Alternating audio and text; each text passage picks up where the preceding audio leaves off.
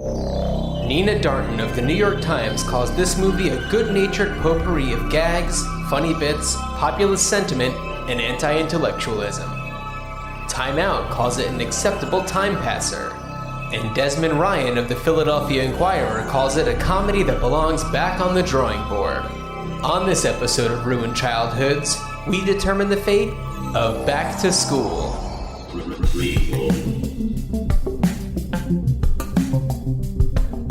Sequel. Reboot. Which one will it be? The Ruined Childhoods Podcast. Greetings, Starfighters, and welcome to a very special back-to-school edition of Ruined Childhoods. In a actual school. That's right. We are literally in a school. We're in my classroom. We're in a high school. So not the school situation of Back to School, the movie, which is a college, but we are in a school. We are sitting at desks that are attached to the chairs. John, when was the last time you were in a high school? When I came to visit your classroom last. Okay. So... Fair. Okay. Within the past year? That's okay. Yeah, that's true. But before that, I meant, a long time ago. Yeah. So, yeah, back to school. It is back to school. So if you are a student or a parent, then best wishes from us. Yeah. On the school year. Congratulations on sending your child or yourself to school. Yeah. Now, of course, one of the most popular things that's done in school is current events. Yes. We don't really have any. Yeah, no, we're recording this shortly after the last episode we recorded. We are taking advantage of the fact that I am in Seattle right now. Yes, live and in person. Yeah, an impromptu Labor Day weekend trip. And yeah, I'm here. We're in this classroom. Yeah. It's happening. And Dan, you wanted to just talk a little bit. There's no news, but there is some new trailers. Oh yeah, well there's the Terminator Dark Fate trailer. So in terms of a hybrid sequel reboot, Terminator Dark Fate, the new trailer features much more of Linda Hamilton as Sarah Connor. We learn a bit more about Mackenzie Davis's character, who is kind of a Terminator, and we see Arnold. It seems unclear. I am looking forward to finding out what that actually is all about. Intrigue is being built, and I think that the return of James Cameron and Tim Miller taking over as director, it should be an exciting refresh, a refresh for the Terminator franchise, and I believe it's supposed to be set in the same timeline as the original Terminator and Terminator 2, but I don't believe it acknowledges Terminator 3, Terminator Salvation, or Terminator Genesis. That just blew my mind. Yeah, it's really complex stuff, much like the premise of the Terminator. I feel like all of the rules are just out the window now in terms of, a film dynasty. It's just like, forget about those. This is the third one now. Yeah. That's it. Yeah. I guess you can do that now. Everyone's going to go see the movies anyway or stream them. They'll make their money. I mean, I think this one will probably do better. If I remember correctly, Genesis was not a big hit. So I saw the Genesis in the theater. I thought that it was okay. Yeah. I didn't see it in the theater. I watched it at home. I would give it another shot. I did watch it at home, not in the theater. Anyway, not that memorable. It was okay. I'd give it another shot, but I'm excited to see what they have in store for us. Dark Fate comes out November 1st. Do you feel like the title Dark Fate is just generic Terminator talk, or do you feel like it actually has to do with something revealing? I think it's more just like Terminator. There is no fate but what we make. I think it's more in terms of that. I think it's the vibe of the trailer seems to suggest that it's like, hey, you can't stop Judgment Day. Right. And also, we get a nice little "I'll be back" from Sarah Connor. That's right, we do. And rumor has it Edward Furlong is back. I was wondering what was going to happen with John Connor. I believe that we do get to see John Connor as played by Edward Furlong, who played him in Terminator 2. Is his buddy going to be back? Danny Cooksey? Danny Cooksey? He's just got a skullet now. I mean, that would track. They're still listening to Guns N' Roses. Hey, if you went through what they went through, wouldn't you just be sitting around 30 years later listening to Guns N' Roses? Yeah. Yeah, probably. But we're going to talk about Back to School now. Yeah, Back to School. What a classic. It is a movie that... I thought you were just going to end it there. It is a movie. It is. That's pretty much all there is to say about it. No, this is a movie that if you haven't seen it, you probably know about it. It has an interesting cast. It's an early Robert Downey Jr. film where he truly shines. He does. Man, oh man, it's just like, you were always so good. You were always good. And we get a grade A, I can't say Rodney Dangerfield's name without thinking of my wife Laura and how she butchers his name every time. Rodney Downey. Yeah, Rodney Downey Dangerfield. Junior Field. Rodney Dangerfield. And in this movie, much like several of his others, are really just written around his like stand-up jokes, his self-deprecating humor. Right, except that what makes this one stand out, what I think makes this one stand out, and his character in Caddyshack, his role in that, is actually that they break away from that. He's well off. That's true. In this, and he doesn't seem to care what people think. They establish with his relationship with his wife Vanessa, and her friends who are all like, they're very phony, they're very fake, and he's the guy who just wants to drink a beer and make a sandwich, and he's going to do that, and he's got all the money in the world from his tall and fat store empire. So this movie, I'll get to the synopsis in a moment, but I never saw Easy Money. Is he well off in that one, or is that he gets no respect? No, he's more, no respect, like working class, and I think it's his mother-in-law in that, or he's like a rich relative of his wife who's basically like, I'm going to leave your family all this money if you can be respectable. So, Joe Pesci's in that, too. Oh, yeah. Yeah. And then in Ladybugs, he definitely doesn't get much respect, or his level of respect hinges on the performance of the girls' soccer team he coaches for his company, where he definitely doesn't get respect. Right. Until they start winning. Right. Yeah. So Back to School. Back to School is about Thornton Mellon, who owns Thornton Mellon's Tall and Fat, a franchise of stores that sweeps the nation. It starts off with young Thornton Mellon, played by Jason Hervey, my past employer, briefly. He was the executive producer on a show I worked on called I Want to Be a Hilton. Oh, right. The Kathy Hilton reality show. I think it was Jason Hervey and Eric Bischoff produced that together. Maybe? I don't know. I have a quote from Eric Bischoff on my wall.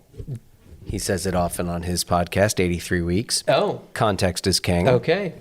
Fair enough. It's what I like to teach my students. Sure. It's front and center in the classroom, too. That's premium placement right there. Yeah. So Jason Hervey, nice guy. I was a tape librarian on that show, which is as boring as it sounds. But I got free lunches. There's nothing boring about free lunch. Nothing boring about free lunch. And or I guess you could say lunch was included because I was paid. Maybe I would have been paid more if I didn't get lunch. I don't know. The word free is always kind of weird. Anyway, back to school. Nothing in this life is free. Yeah. So even back to school. So yeah. So Thornton Mellon, and you mentioned the title. The name of his source, Thornton Mellon's Tall and Fat, which is such a great little joke. I think it's so funny. Yeah. So Jason Hervey is young Thornton Mellon, and he comes into his father's tailor shop. Tailor shop? Yeah. Is that what you call it? Yes. Alteration station.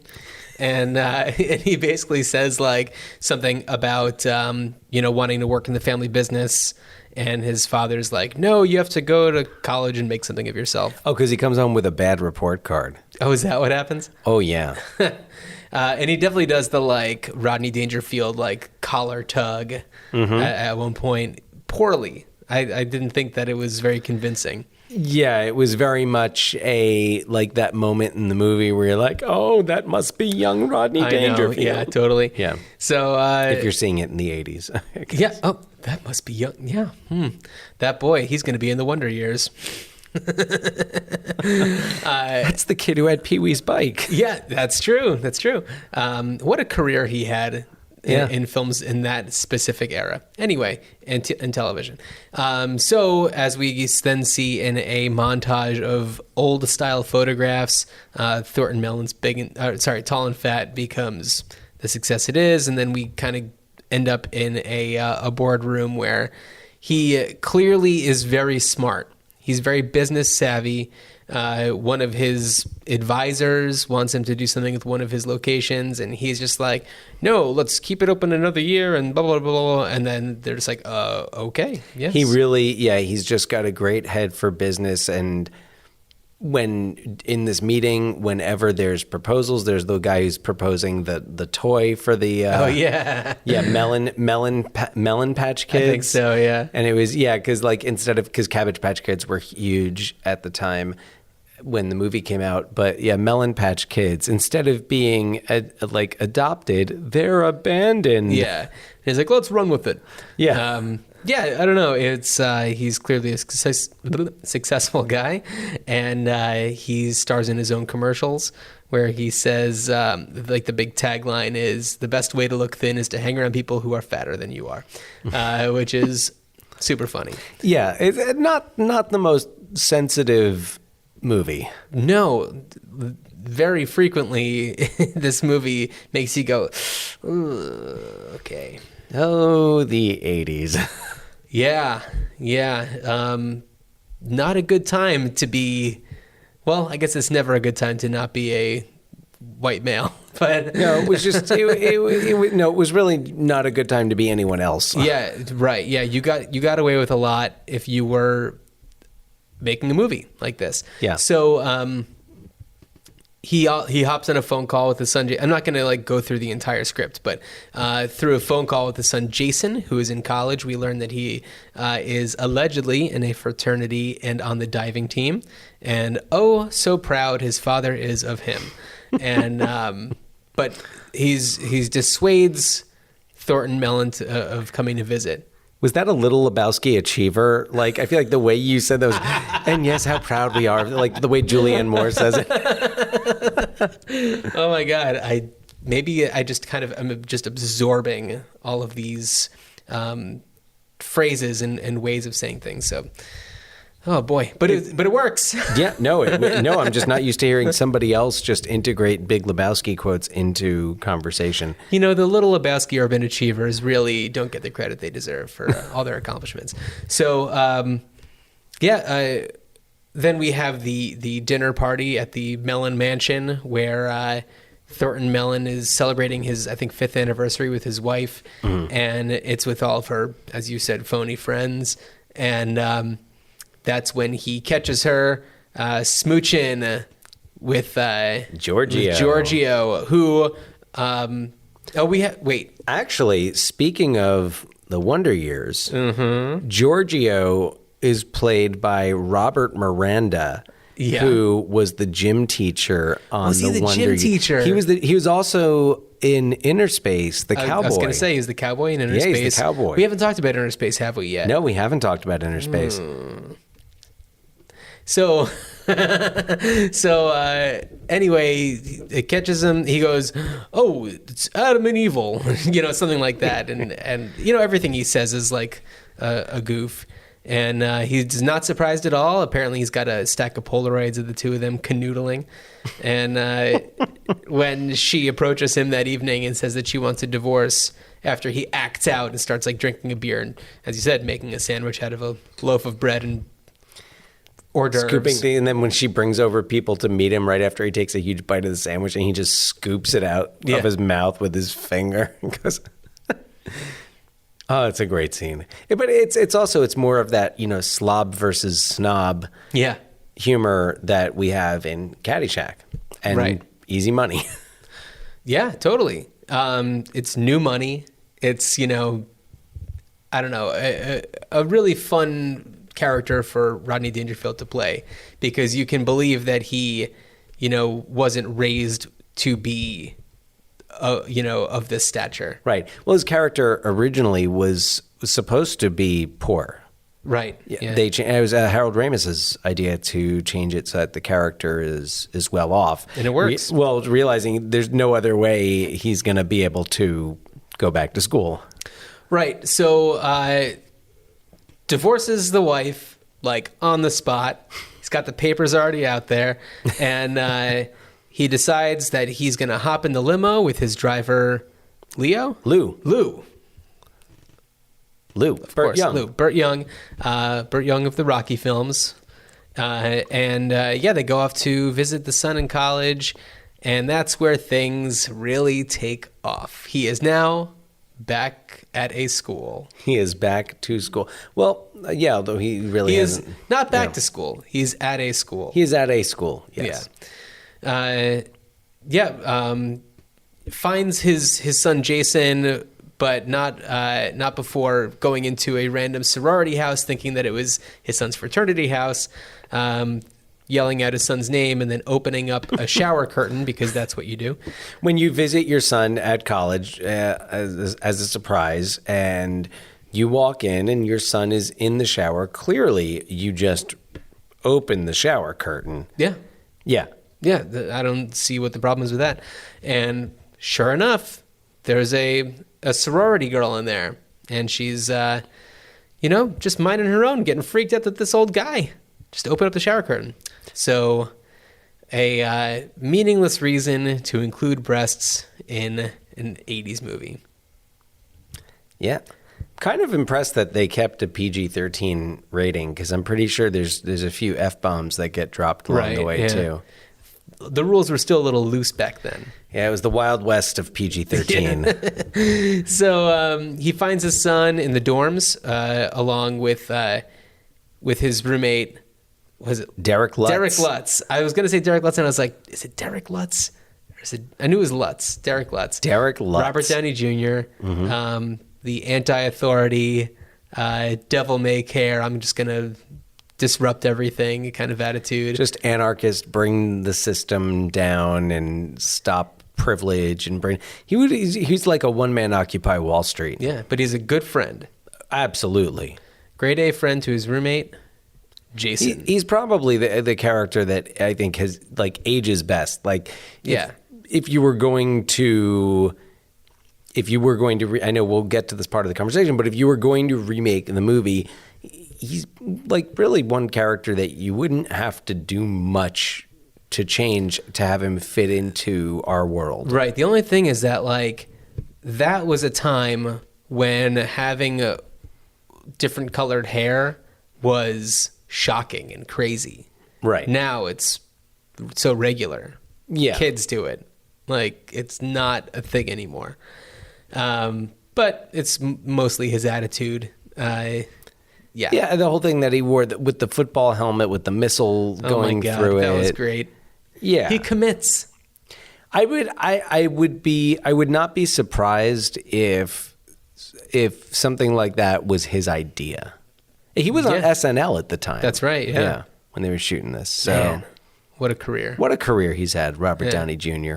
Yeah. So sure enough, Thornton discovers that Jason is not on the diving team and is not in a fraternity, but instead he is a towel boy for the diving team, which, as far as we can tell, consists of only one person, played by William Zabka. Chaz. That's all you need. Chaz Osborne. Chaz Osborne, the rich dick. We assume he's rich. He gives off the air of being a rich dick. Yeah, he does wear a scarf occasionally. He does have a chip on his shoulder about Jason later on coming from money and just saying that his father buys him, what he needs. So he's maybe not. Maybe he's just a dick. Yeah, we don't know everything there is to know about Chaz Osborne. There could be very legitimate reasons for his being such a dick. I don't know. Well, we have to track down William Zabka and get the backstory. I'd love to do that. Love to talk to him about that, yes. I'd love to talk to him about a lot of things. Zabka, if you're out there, hit us up, ruinedchildhoodspot@gmail.com. Yeah, hit it up. And if you are not William Zabka, don't write to us pretending to be him, because that is mean. That is a Chaz Osborne. Chaz Osborne wouldn't move. Even... Oh, it is kind of a Chaz Osborne move. He does pull one of these in the movie. So, one thing leads to another. Rodney Dangerfield decides that he wants to go back to school. He has a meeting with the dean, Dean Martin. Ned Beatty. Yeah, Ned Beatty's so good. Great cast in this movie. Yeah, man, Ned Beatty. You certainly know that you're watching a movie from the 80s if, like, Ned Beatty shows up and you're just like... It's Ned Beatty, Dabney Coleman. Yeah. Who else is there that it's like, oh, yeah, this was made between 1979 and 1990. Like, we got Dabney Coleman, we've got Ned Beatty, we've got... Dabney Coleman would have been my poll. Yeah. Yeah. All right. Wilford Brimley? You've got Wilford Brimley. He had a hot little 90s comeback, though. That's true. The Firm.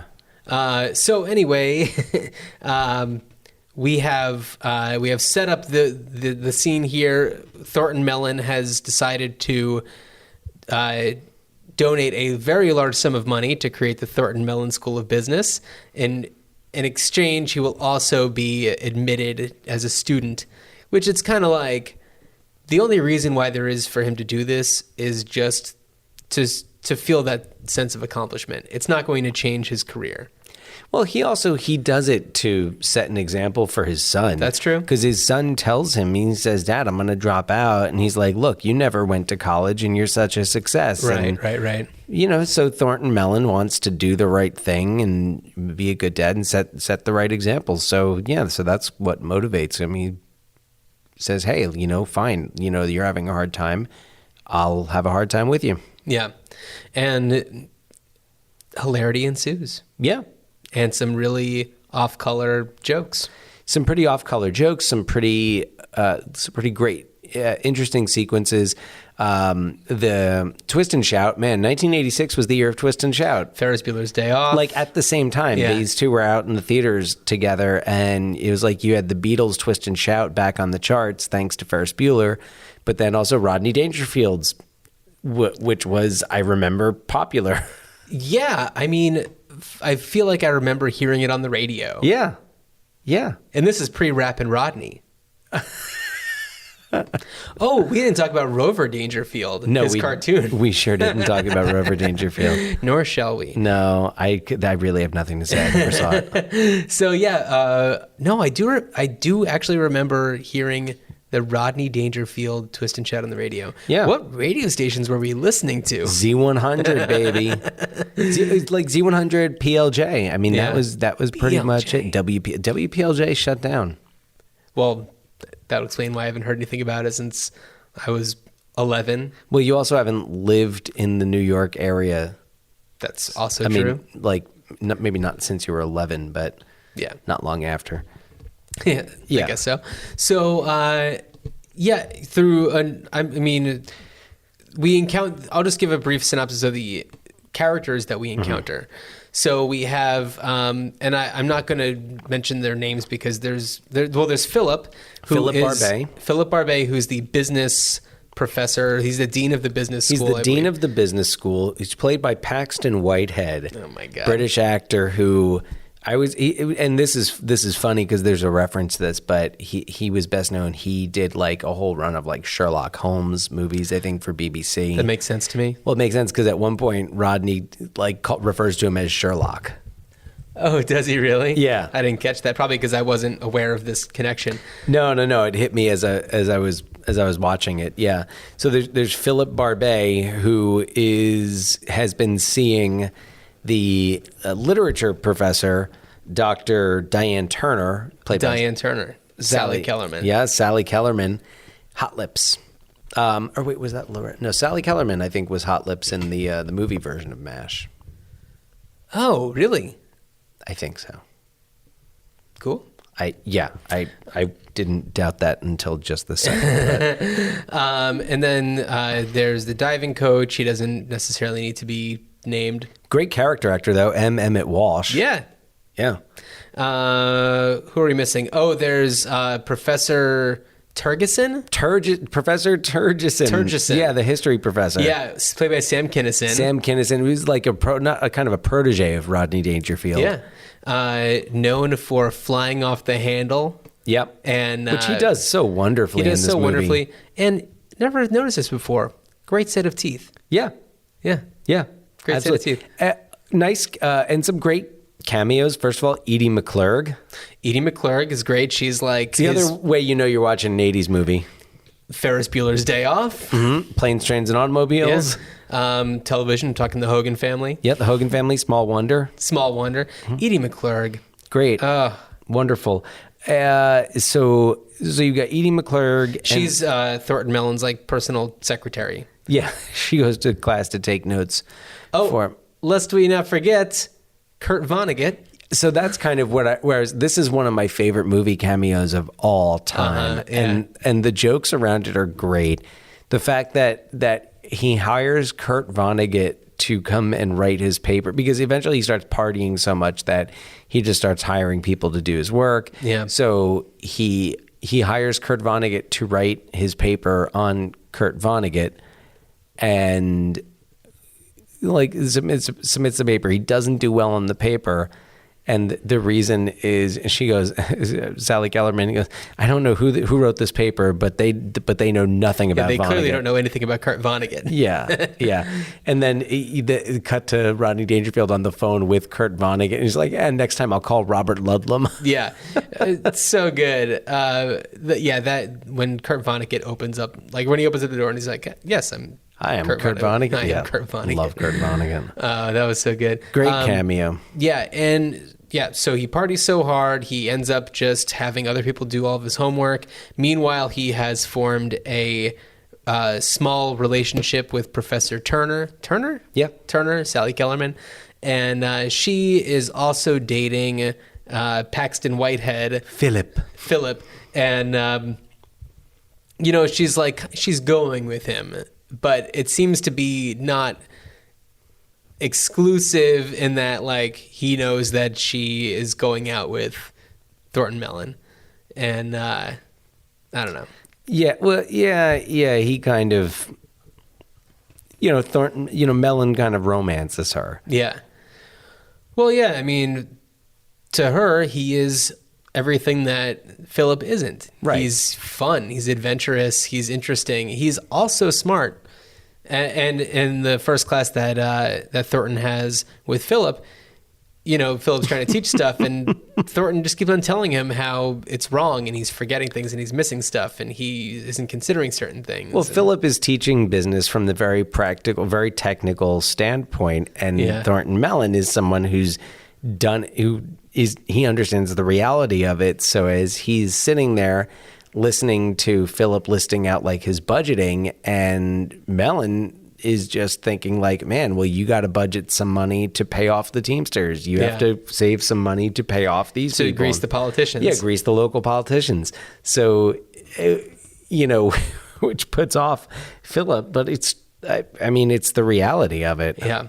So ultimately he gets busted for plagiarism, even though he denies it. So Philip suggests that the solution is to have an oral examination for all of his classes, and which is only happening because he has given so much money to the university. So he is having this oral presentation. He somehow, there's a great studying montage. It's a lot of fun. Watch the movie, check it out. Yeah. And then he's like so tired, and he somehow gets through Philip's entire 27-point One question in 27 parts. Oh my God. And then as he is doing Professor Turner's portion of it, he kind of snaps back to life, and she kind of encourages him back, and he gets into it. And then meanwhile, the big diving meet. Swimming, they don't need to swim. They just need to be able to float. It's a test of gravity and how fancy you look while going through it. Yeah. So at this gravity, no offense to divers. Yeah, and I know that I'm totally glazing over the entire party sequence with Oingo Boingo, but we'll touch on that. But so during this, of course, we have Robert Downey Jr. Disturbing the establishment and blowing an air horn during the other team diving and shining like a mirror. Yeah, a mirror in the other guy's eyes, and them like completely belly flopping. And then Jason does a very unimpressive looking dive and somehow gets a like 9.5 and 10. And then William Zabka's character, Chaz, he kind of beefs it. He fakes a cramp? Well, he kind of doesn't do great one time. And then is that in this? I thought that in the finals, isn't that when he fakes the cramp? Yeah, but I thought that he dived again. No, maybe that just was it. Because Dove. I know he. What's that? Dove. He dove. Oh, he dives again. Yeah. Sorry, I thought you said dived. Oh, no. And we're in my classroom, so I just automatically. Language arts. Yeah. Yeah, so, he does fake a cramp, and then they have to call in, he's like, do you have any other eligible divers? And the diving coach had known Thornton from years and years and years ago as being this incredible diver at the Atlantic City, what is it? The Steel Pier Of in course. Atlantic City. Who had done this insane dive called the Triple Lindy. And, earlier Thornton says like, oh, it can't be done. It's too dangerous, blah, blah, blah. But the coach says like, we've got one more person, Thornton Mellon, and he's going to do the Triple Lindy. The judge is like, I've never heard of that. And he's like it's never been performed before or whatever. And it's just the most insane dive. In Portland, there's a little bar, restaurant named the Triple Lindy. It's, it's become this big thing. Yeah. Yeah. Yeah. But it's basically diving off of like the high thing and then bouncing, going from like one board to another board to another board, and then doing a flip. Yeah, it's kind of crazy. It's ridiculous and hilarious at the thought that Rodney Dangerfield, at age, Well, he didn't get a start until he was what, like 60? Yeah, I mean, he was pretty. He was already up there, but so Rodney Dangerfield. Yeah, so just the idea of Rodney Dangerfield jumping off and doing this amazing dive is hilarious. He does finish the exam in time to come out and like sit for the diving meet. Yeah, I mean, the timeline of this is very confusing, but he finishes the exam. He comes out. He sits down. He doesn't care. He's whatever. I just want to see Jason. I just want him to do well, pass or fail. Yeah. So, of course, he passes his classes. Spoiler alert. They win. The movie came out in 1986. We're okay. They win the diving meet. Yes. Everything is wonderful. He graduates. He graduates and gives a speech at graduation. By the way, he graduates at, as far as I can tell, at the end of his freshman year. It's at the end of his first semester of his freshman Whatever. It's a movie. Yeah. So, and then I'll just... One of many things you have to overlook to get through this movie. There also, I mean, the one scene that can't be missed for sure is the party scene during at the start of the midterms or whatever, where Oingo Boingo is playing in the dorms, and which, I mean, the movie's scored by Danny Elfman, very early in his career. I think he had just done Pee-wee's Big Adventure, and then that's Pee-wee's Big Adventure, and it was like Forbidden Zone. Sure. Before that. Yeah, and then... Wisdom. I don't know. Yeah, but anytime you can see Oingo Boingo... Yeah, Oingo Boingo performing in the dorms. Yeah. So, Dan, if you could do anything with this movie today, what would it be?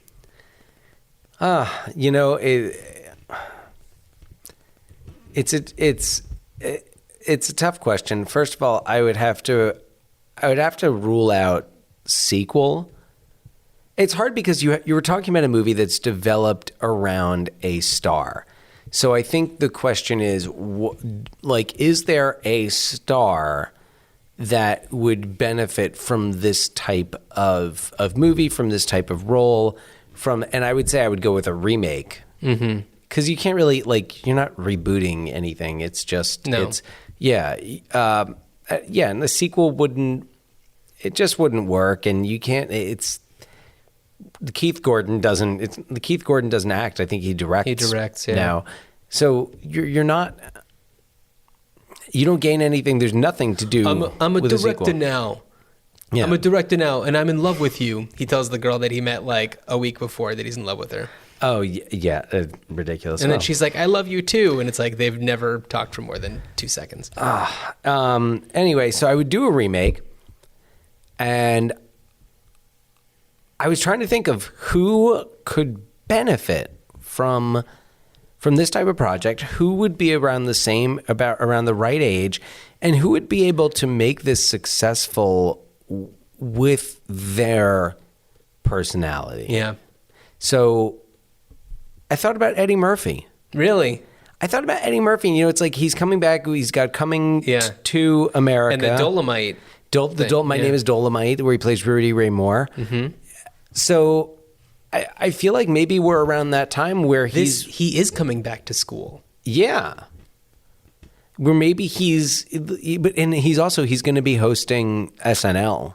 Right, I saw that this fall, which is interesting. I don't know if he's ever guest hosted.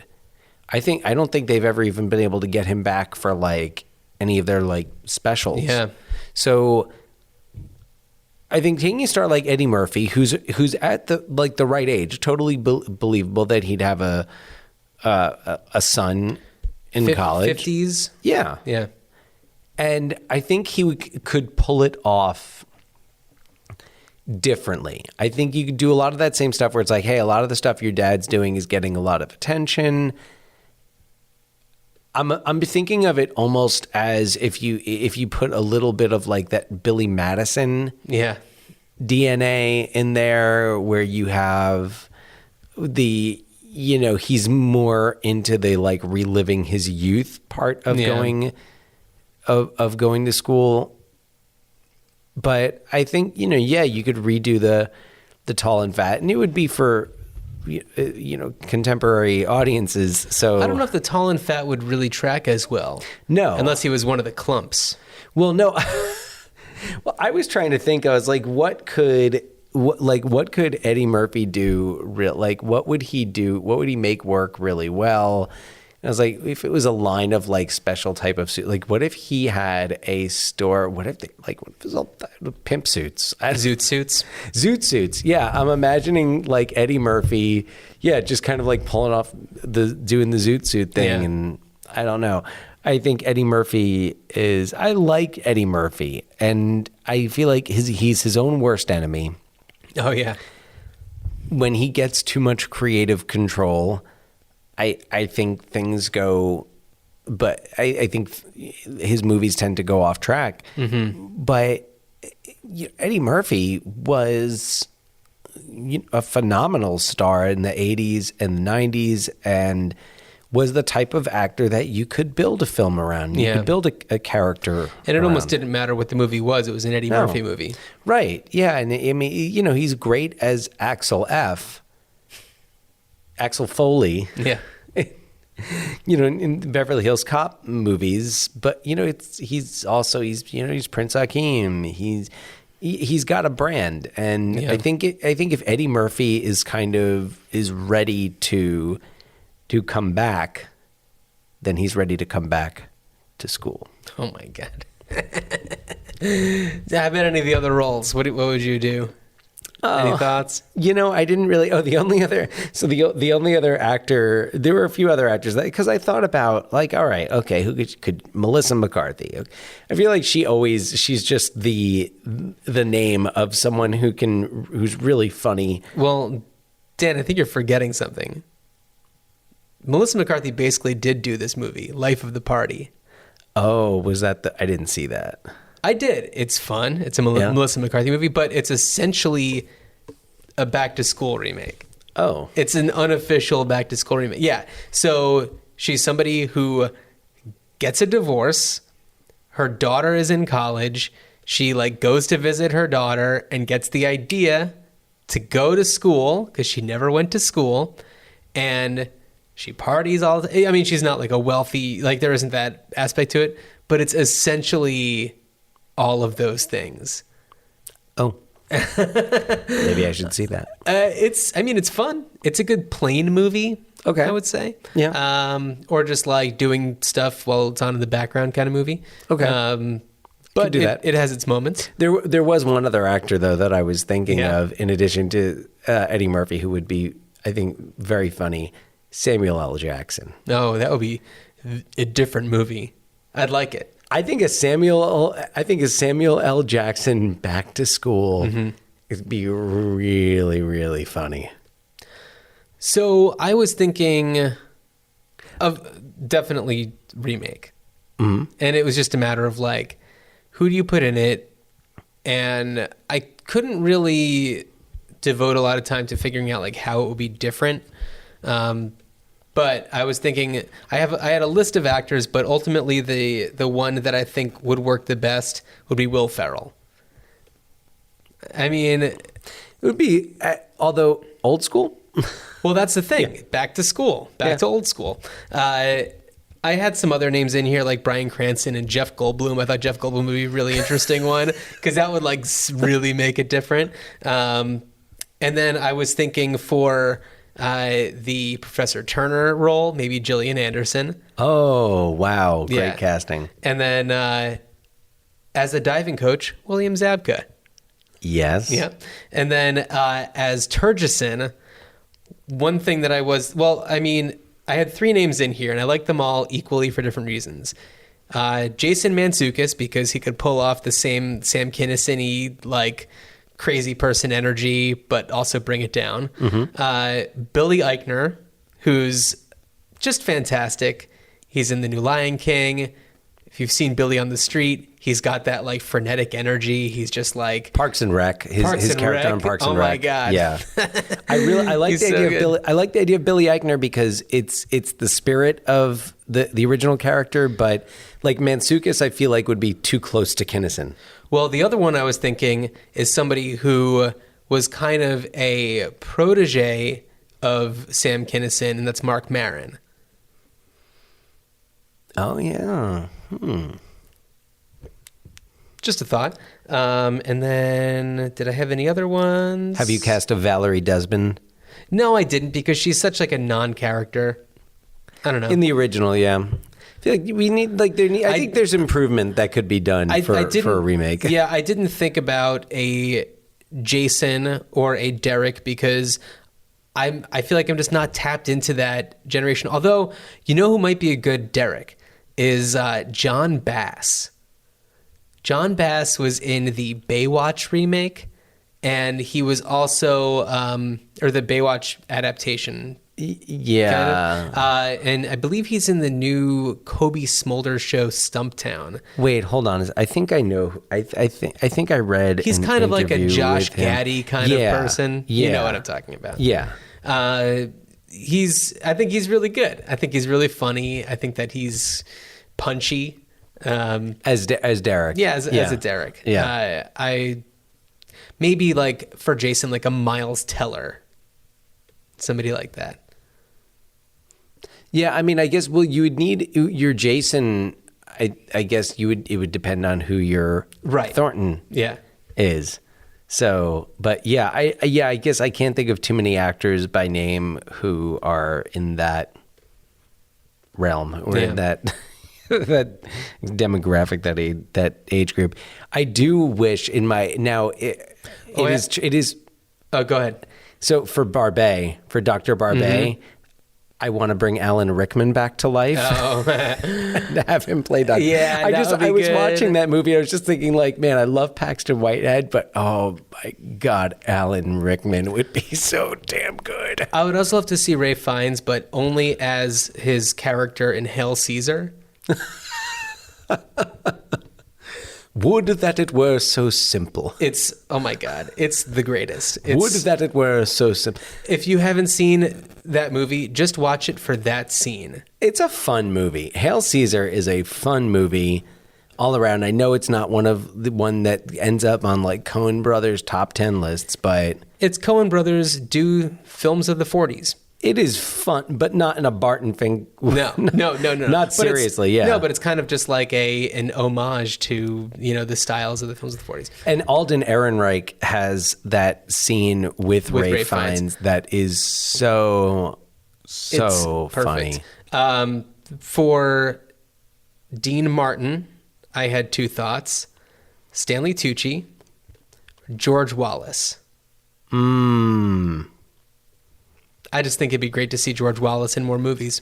I agree. And who doesn't love a good Tooch? That's true. I mean, yeah, Stanley Tucci, you can't go wrong with him. The other, so John, I had another, a confession here. Okay. I left my notes at home. I left my homework at home. Oh. The dog ate it? Appropriately for back to school. But I was like, what if you went the approach where the father is a former mafioso? Okay. It's like, what if it was like Robert De Niro? Okay. Yeah. Going back to school. And because I was thinking about that during the business scene. Mm-hmm. And it's like, what if grease the local politicians. It's like, yeah. You're forgetting a few things. Yeah, right. So I thought about that would be kind of cute, kind of funny. Yeah. If you've got this, former mafioso. I don't know. Yeah. So it should be noted that allegedly there are plans to, or maybe it's already going forward in development, for a back to school television adaptation as a docuseries. Tell me, because what is this? Because I had something on my notes that I left at home. I think that it was just like MGM has the rights and they're developing a docuseries. I don't know much information beyond that. I was thinking, wouldn't it be cool if you followed, if you had like people, like a parent who had not gone to college, who did not have a college degree, and who wanted to remedy that to attend school with their kid and have it be documented. Which, I mean, sounds really interesting. Also, it kind of reminds me of Undeclared. Oh my God, Undeclared. That show, I really love that show. It's a great show. Yeah. Loudon Wainwright III is the father. He doesn't attend classes, but he hangs around a lot because he's going through a divorce. Right. And he's just like he lives in the dorm, right? and all of his son's friends get such a kick out of him. So yeah. Oh, that show is so weird. It's a bizarre, it's wonderful, bizarre and funny show that I have not seen in quite some time. It's great. That's what I got for back to school. Dan, you have any other thoughts? Can we get Oingo Boingo to get back together and play the party scene in the remake? Oh my God. I would love that. Playing Dead Man's Party. Although the Oingo Boingo doesn't do the title credit song, which is not the title credit song. It's weird. It sounds like it should be the title credit song, but it's comes long after the title credits. Yeah. Also, and I meant to mention this on the last episode, for Transylvania 65000, the Transylvania 65000 song, according to the director's commentary, wasn't actually written for the movie. It was just a song that already existed. I think that was Yeah, which is so bizarre. And what we also didn't mention is the fact that movie is called Transylvania 65000. It's based on a Glenn Miller, Pennsylvania 65000. Oh yeah. Well, and also there was a Bugs Bunny cartoon that was Transylvania 65000. But it's so right. But all that stuff happened long before the 80s when this movie came out. So it's not like it was a current thing that was happening. It was just like this jazz swing song from, the olden days then even. And, but I feel like then in the 80s, you could reference things like that and people would generally get them. It never even occurred to me as how bizarre it was until I was thinking about it recently. Yeah, I mean, I always thought it was fun, and it was funny because I knew what Transylvania 65000 was before I knew what Pennsylvania 65000 was. 100% on this end of the desk too. So the first time I ever heard it, I was like, "Oh, that's fantastic! Oh, it's on Transylvania 65000." So anyway, back to school. What a great movie. Fun movie. Good time. You got to turn off your cultural sensitivity a little bit. More your, feminism needs to. And there's definitely a few moments. There's that moment at the party scene where he's with the hot tub. I think now is a little uncomfortable when you have this guy who's how old. Well, also Lou gets together with some college-age kid. Oh, yeah. And that's a little disturbing. Yeah, it's a little disturbing, but it's a fun movie. And it doesn't show anything. It's just like she's with him. Yeah. Burt Young's great.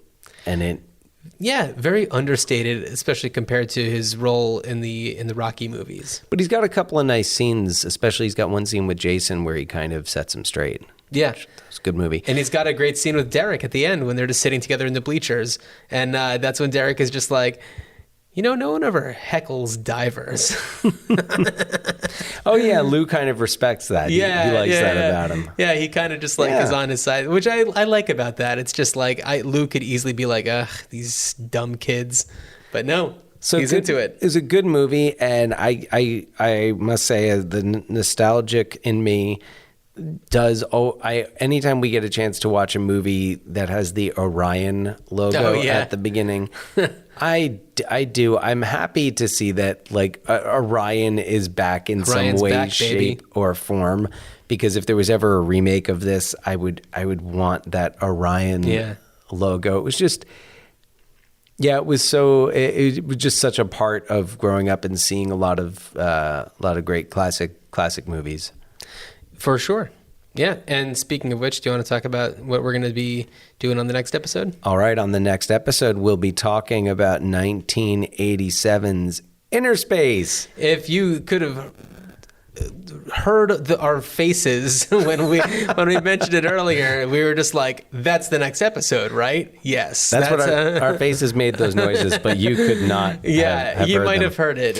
Well, because we usually discuss before we start recording, and then I think just because of the unusual circumstances, we kind of started that conversation and never finished it. And then when Innerspace, and we had been talking recently about Innerspace and about doing an episode on Innerspace. Yeah. So if you haven't seen it, check it out. Joe Dante directed it, director of Gremlins and Gremlins 2 and many other movies. And he directed Innerspace. He directed Innerspace, which stars Dennis Quaid, Martin Short, Meg Ryan, and Robert Miranda. Yeah, the cowboy. The cowboy. Yeah.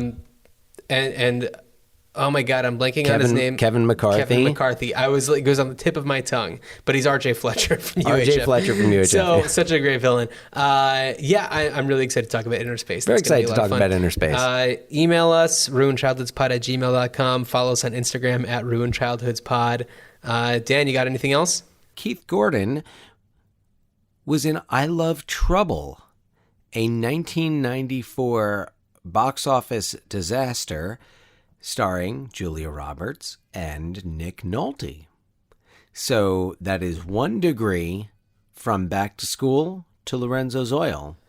Sally Kellerman was in The Player with Nick Nolte and Susan Sarandon of Lorenzo's Oil. Good journey. Have a good journey. I tell you I'm all right now, but last week I was in rough shape. I don't get a break with nothing. I played hide and seek when I was 3. No respect, no respect. Why, they wouldn't even look for me. No respect, no respect. I was an ugly kid. I never had fun. No respect,